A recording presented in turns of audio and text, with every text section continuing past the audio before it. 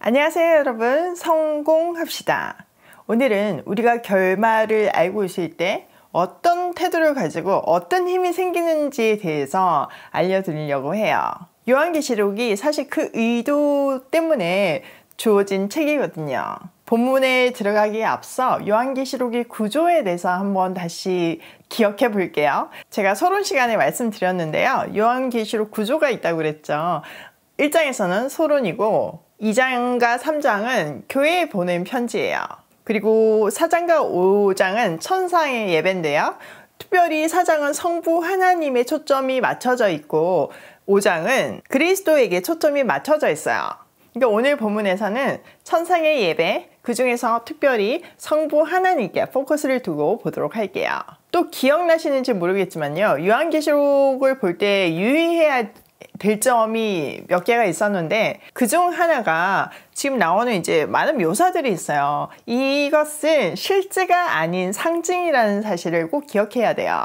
그러니까 여기 나오는 단어를 현실에 그대로 대입하는 것은 굉장히 위험한 해석이에요. 이 요한계시록은 당시 도미티안 황제의 탄압 아래서 생명의 위협을 받는 극심한 고통 속에 있는 1세기 성도들에게 미리 우리가 맞이하게 될 결말을 보여주면서 힘을 내라는 메시지라는 것을 꼭 기억해야 해요. 마치 우리가 스릴 넘치는 운동 경기나 영화를 볼 때 결말을 딱 알고 보면 그 보는 과정 속에서 막 가슴이 조여지거나 좌절하거나 이렇지 않잖아요. 역전과 반전이 막 이어져도 여유롭게 볼 수 있잖아요. 마찬가지로 우리가 우리 인생의 결말을 분명히 알고 현실을 살아갈 때 고난 속에서도 힘을 내고 평안할 수 있어요. 그 평안을 얻기 위해서, 그 힘을 얻기 위해서 이제 본문 속으로 들어가 볼게요. 1절, 이 일 후에 내가 보니 하늘에 열린 문이 있는데 내가 들은 바 처음에 내게 말하던 나팔 소리 같은 그 음성이 이르되 이리로 올라오라. 이후에 마땅히 일어날 일들을 내가 내게 보이리라 하시더라. 자, 성경에는요 여러 가지 용법이 있지만요 인클루지오라는 용법이 있어요. 소위 가로 용법이죠. 그러니까 가로라는 것은 이 내용을 빼도 사실 앞뒤 내용이 연결된다는 뜻이잖아요. 여기서도 인클루지오 용법이 사용되고 있는데요. 1장 19절에서 보면요. 그러므로 내가 본 것과 지금 있는 일과 장차 될 일을 기록하라. 이 다음에 바로 일 후에 내가 보니 이렇게 연결되면 사실 내용이 아주 자연스러워요. 그러니까 지금까지 우리가 살펴봤던 2장 3장에서 7교회에 대한 메시지는 그냥 가로 안에 넣고 생각하셔도 이해하기가 쉬워요. 자, 이 인클루지브 용품 생각하면서 본문에 들어가 볼게요. 자, 요한이 보니까요 하늘에 열린 문이 있었어요. 여기서 잠깐, 이 하늘의 문은 실제일까요? 상징일까요? 네, 맞아요. 상징이에요. 제가 앞에서 설명드렸죠. 그러니까 이런 이미지를 보면 하늘에는 문이 있나 보다, 천국 들어가기 전에 문이 있나 보다 이렇게 생각을 하잖아요. 또 더 나아가면 마태복음에 예수님께서 베드로에게 그 천국 열쇠를 주잖아요. 그러니까 왠지 그 천국 문이 있고 베드로가 문지기처럼 있으면서 합격하면 문을 열어주고 이럴 것 같은 이미지가 있잖아요. 근데 그게 아니라는 거죠. 이건 상징이에요. 특별히 열린 문은요 하나님의 임재를 상징해요. 또 열린 문은요 완료형으로 되어 있어요. 그러니까 앞으로 열리게 될 문이 아니라 이미 열려 있는 문이죠. 즉, 이 상징을 통해서 우리에게 주는 메시지는요 구원은 이미 완성되었고 지금 이 땅에서 이루어지고 있다는 것을 말하고 있는 거예요. 이것을 더 확실하게 지지해 주는 것이 이후에 마땅히 일어날 일들을 내가 내게 보이리라 그랬잖아요. 그러니까 지금 요한이 보고 있는 것은 미래에 반드시 마땅히 일어날 일이라는 거예요. 자, 그 다음을 보면 올라오라라는 단어가 보이죠. 이것도 상징이에요. 이거는 물리적으로 방향을 제시하는 그런 내용이 아니고요. 요한이 하나님께 이끌려서 새로운 영적 계시의 세계로 들어간다는 의미예요. 이 영역은 하나님께서 열어 보여주시지 않으면 절대 들어갈 수 없는 영역이죠. 하나님께서 요한에게 이 영역을 열어 보여주시며 미래에 반드시 일어날 일들을 보여주신 이유가 뭘까요? 네, 맞아요. 당시 성도들의 고난 때문이에요. 그 고통이 너무나 커서 확실한 미래를 보여주고 싶었던 거예요. 우리가 확실한 미래를 보장받을 때 현재에 대한 불만이 없어지죠. 아주 현실적인 예를 들어보자면 어떤 프로젝트가 있는데 그 프로젝트에 대해서 우리가 계약을 한다고 생각을 해보세요. 이 프로젝트가 끝났을 때 보상이 주 내용이겠죠. 그러면 우리가 프로젝트를 수행할 때 간간히 힘들 때가 있겠죠. 이거 정말 할 수 있을까?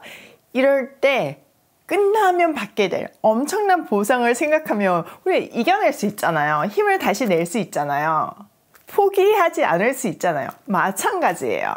우리에게도요, 세상 끝날과 우리 구원의 완성에 대한 분명한 그림이 있을 때 우리는 이 땅에서 살면서 광야 이스라엘 백성들처럼 막 불평하지 않고 뭐 이것 없다 저것 없다 뭐 투정하지 않고 신세 한탄하지 않고 살 수 있어요. 우리의 생각과 가치를 말씀을 기준으로 분명히 할 때 세상이 말하는 가치에 휘둘리지 않을 수 있어요. 당시 성도들은 불구덩이에 산채로 던져지고 맹수의 밥이 되는 말 그대로 생사를 넘나들며 지독한 환난 속에 있었어요. 그럼 그들에게 니네 끝은 이거야. 힘들지만 포기하지 말고 견뎌라. 이 말씀을 요한을 통해 미래 그림을 보여주면서 응원하시고 계시는 거예요. 동시에 우리의 삶도 응원하시는 거죠. 조금만 더 견뎌라. 포기하지 말아라. 승리의 면류관이 너에게 보장되어 있다. 힘이 나지 않으신가요? 자, 2절. 내가 곧 성령에 감동되었더니 보라. 하늘에 보좌를 베풀었고 그 보좌 위에 앉으신 이가 있는데 앉으신 이의 모양이 벽옥과 홍보석 같고 또 무지개가 있어 보좌에 둘렀는데 그 모양이 녹보석 같더라.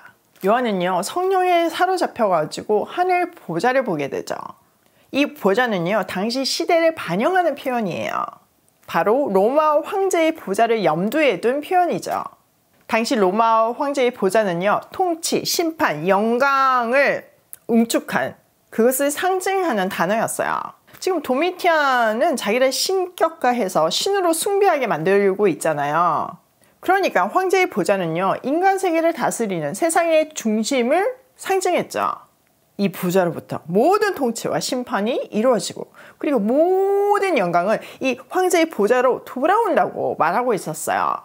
그래서 얼핏 보면 크리스찬들이 지금 이 황제의 보좌에서 나오는 명령 때문에 죽어가고 있는 착시 현상이 나타났어요. 그런데 하나님은 요한을 통해서 그게 아니라는 것을 분명히 알려주시는 거죠. 로마 황제의 보좌가 진짜가 아니라 진정한 보좌는 하늘에 있다는 거예요. 결국 모든 역사는 하나님 중심으로 성취되고 회복되고 완성될 것이라는 것을 말씀하시는 거죠. 당시에 질문이 생기고 지치고 힘겨워하는 성도들에게 얼마나 큰 메시지가 되었을까요? 다시 한번 마음을 다잡고 생명이 주께 있음을 확인하며 참 보좌인 하늘 보좌를 가슴에 새기는 그런 시간이 되었을 거예요. 자, 요한이 묘사하는 하나님을 우리가 조금 더 보면요, 보좌에 앉으신 하나님은 마치 벽옥 같고 홍옥 같고 보좌에 둘른 무지개는 녹보석 같다고 얘기했어요. 녹보석은 빛이 옥을 얘기하는 거죠. 자, 여기에 요한이 뭐라고 얘기해요? 다시 자세히 보면 뭐뭐 같고 뭐뭐 같고 라고 표현하고 있지, 홍옥이다, 녹보석이다 이렇게 얘기하지 않잖아요. 그러니까 이 표현은요, 요한은 사람이잖아요. 자기가 본 것을 표현을 하는데 인간의 언어로는 이렇게밖에 표현이 안 되는 장면이라는 의미가 여기 담겨 있는 거예요. 또한 무지개가 주는 메시지가 크죠.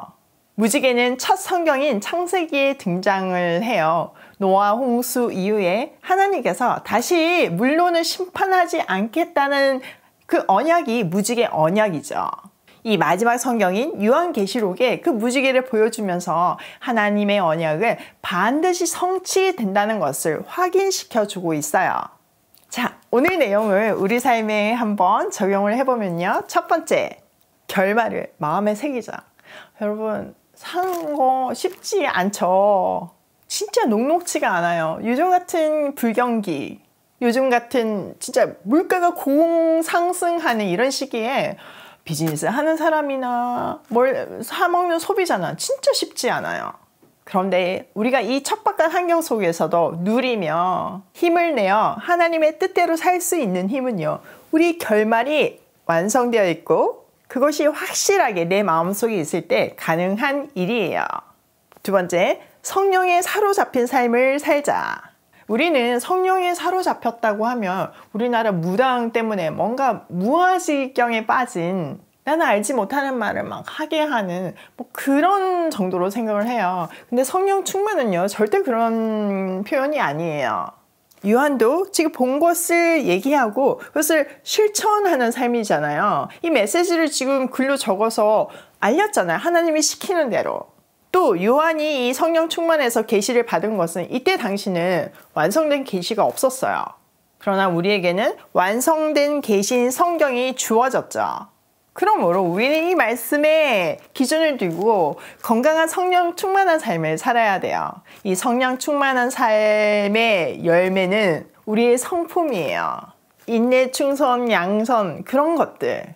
하나님 보시기에 아름다운 사랑이 충만한 삶이 성령 충만한 삶이에요. 세 번째, 세상의 통치가 이루어지고 있는 보좌를 확인하자. 여러분, 세상의 통치가 어디서 이루어지나요? 지금 이 시대의 로마 황제의 보좌가 진짜 보좌가 아닌 것처럼 미국의 대통령? 뭐 돈이 제일 많은 사람? 이런 사람이 보좌에 앉은 사람이 아니에요. 세상의 통치는 하늘 보좌에서 이루어진다는 것을 분명하게 확인하며 시선을 예수 그리스도께 고정시키고 그 보좌의 통치를 받는 인생을 살면 좋겠어요. 오늘도 구원의 완성의 그림을 가슴에 새기며 성령 충만한 발걸음으로 고고싱해요.